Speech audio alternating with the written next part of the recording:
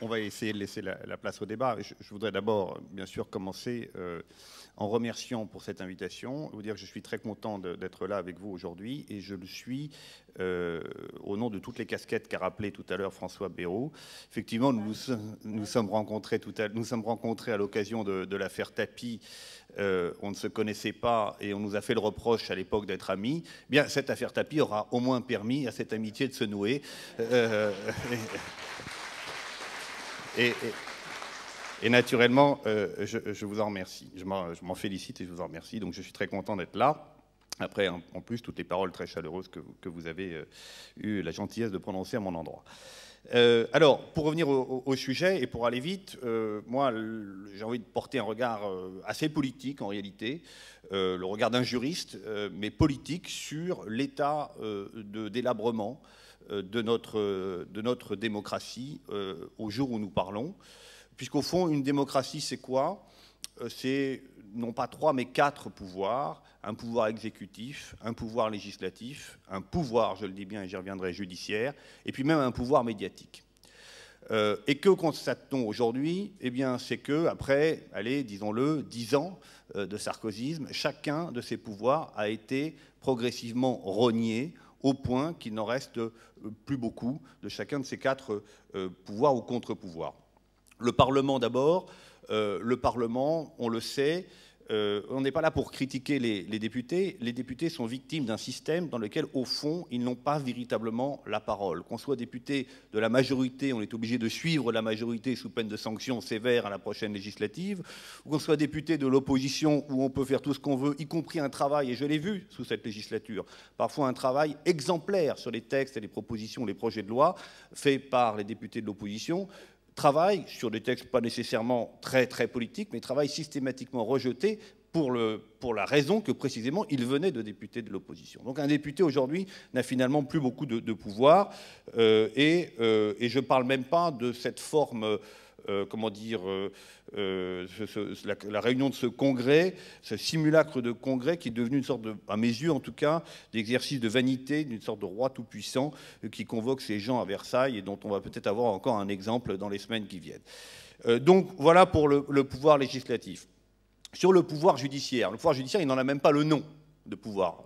Vous l'avez rappelé, dans la Constitution, on l'appelle autorité, et c'est peut-être celui qui a été le plus violemment attaqué pendant cette législature. Il a été incessamment violenté, soit verbalement, je rappelle les paroles sur « il faut que les juges payent pour leurs décisions de justice », soit dans la limitation même, et on est au cœur du sujet, des pouvoirs des magistrats, et peut-être que les magistrats présents le diront, quand on instaure des peines planchées, on limite la liberté du juge. Quand on multiplie les lois sur la récidive, on limite là encore la liberté du juge. Quand d'ailleurs on multiplie les lois tout court, on écrase le juge sous un mastodonte législatif dans lequel il n'a absolument aucune chance de se retrouver, quels que soient ses talents. Que ce soit encore par les nominations de complaisance aux postes à responsabilité dans la magistrature, que ce soit encore par des magistrats, et j'ose le dire devant 2 éminents magistrats, des magistrats qui sont souvent aux ordres dégradants qu'ils reçoivent, et je voudrais le dire, après tout on a le droit de tout se dire ici, François, j'espère, que les procureurs de la République de Paris, Jean-Claude Marin, et de Nanterre, Philippe Courroy, ont déshonoré la fonction. D'ailleurs, il y en a un qu'on appelle maintenant sous-marin et l'autre courroie de transmission, ont déshonoré la fonction. Bon, et d'ailleurs, Jean-Claude Marin a été installé hier au plus haut poste du parquet de la magistrature. C'est encore un signe très fort de ce que, effectivement, le pouvoir judiciaire a été systématiquement rogné. Certains juges ont flanché, on ne peut pas leur en vouloir, d'autres ont tenu le coup, et ce que raconte Madame Prévost-Després dans les ouvrages récemment publiés est absolument emblématique.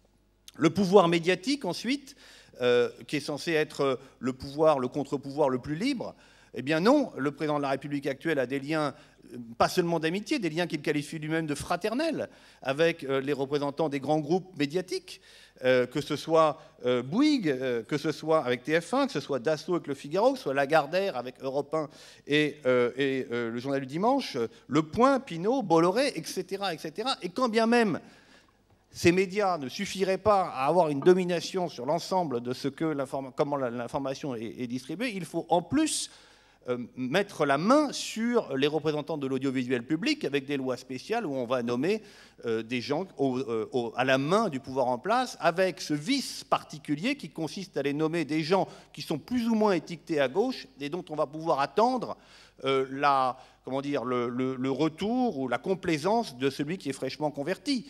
Voilà ce qui se passe à France Télévisions, voilà ce qui se passe à Radio France.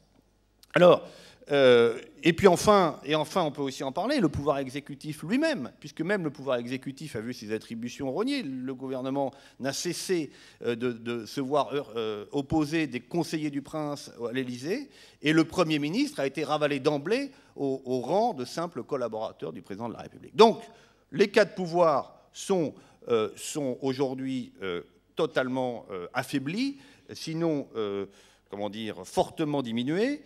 Et je ne parle pas d'autres institutions, comme par exemple le Conseil constitutionnel, qui est censé être notre garant et dont la composition même est indigne d'une démocratie comme la nôtre. Je ne parle pas des autorités administratives indépendantes, dont, là encore, les attributions, les budgets, les moyens ont été systématiquement rognés. Dominique Versini est là pour nous le dire, elle a été éliminée du champ juridique, puisque la défenseur des enfants a totalement disparu, etc., etc. Bref.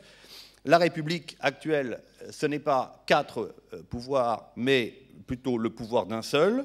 D'un point de vue juridique, c'est évidemment inquiétant. D'un point de vue démocratique, c'est angoissant. Et d'un point de vue républicain, c'est même terrifiant. Donc, pour répondre à la question pouvoir et contre-pouvoir, oui, nous sommes désormais une république sans contre-pouvoir.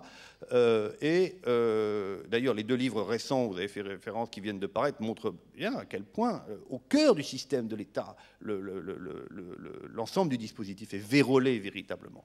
Alors, et pour terminer rapidement, une fois que ce constat, pas très gai, j'en conviens, a été fait, qu'est-ce qu'on peut faire ? Parce que quand même, on est dans une année électorale, il y a des échéances. Est-ce qu'on a des propositions, des projets? Oui, bien sûr, on a des possibilités. Sur la justice, je laisserai les éminents magistrats qui sont là s'exprimer, mais évidemment, il faut d'abord inscrire dans la Constitution que la justice n'est pas seulement une autorité, mais un pouvoir. En tout cas, c'est profondément mon avis. Il faut aussi mettre fin, tout le monde est d'accord aujourd'hui, désormais, en France, sauf le président de la République, aux liens hiérarchiques, incestueux, désagréables, suspects entre le pouvoir central, le ministre et l'ensemble du parquet, de la magistrature debout. Il faut également revenir sur les lois qui contrôlent les nominations dans l'audiovisuel public, évidemment, ça va de soi. Et puis, on pourrait par exemple interdire à un groupe industriel qui dépend de la commande publique de détenir plus de 25% d'un groupe de presse. Il faut renforcer le Premier ministre et donc renforcer le Parlement. Et ça, c'est un des points très importants. Il faut revaloriser le Parlement et lui donner les possibilités d'agir. Bref, tout ça dessine un projet que nous avons en partage. François Bayrou, qui a été un des premiers à le défendre. C'est, historiquement d'ailleurs, c'est le projet de 6e République auquel beaucoup de gens croient, que vous croyez depuis toujours, vous avez écrit là-dessus.